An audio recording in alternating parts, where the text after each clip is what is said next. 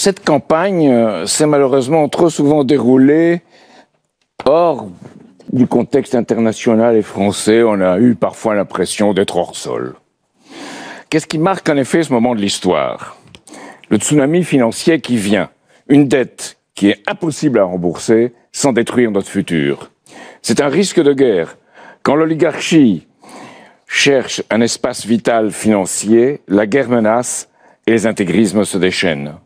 Une crise humanitaire dont on n'a pas entendu parler, qui est la plus grave depuis 1945, une crise de l'eau, une crise de la soif, et il faut sauver des millions d'êtres humains qui subissent cette crise en Somalie, au Kenya, au Soudan du Sud et au Yémen, où notre politique n'est guère estimable.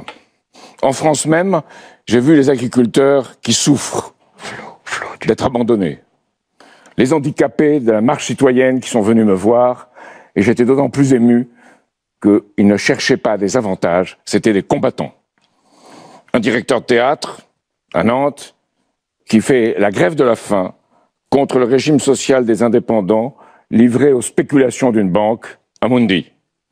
Puis les ouvriers exploités, les jeunes des quartiers qui ne se sentent plus respectés, qui sont d'ailleurs jamais sentis respectés, à juste titre.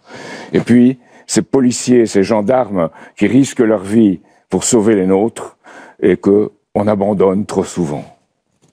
Alors, je voudrais être la voix de ces sans-voix. Pourquoi? Pour construire une alliance pour le progrès contre la dictature financière à l'intérieur de notre pays, réunissant les travailleurs, les entrepreneurs et les classes moyennes. Et aussi une dictature, un combat contre la dictature qui est en place dans le monde, cette dictature des marchés financiers, et construire une alliance dans le monde aussi, qui soit une alliance dans le sens de la nouvelle route de la soie de la Chine. Ils disent un système gagnant-gagnant, prenons-le au mot. Je ne pense pas gagner cette présidentielle, mais je peux faire mieux, être le catalyseur de cette double alliance, un outsider qui défie l'oligarchie.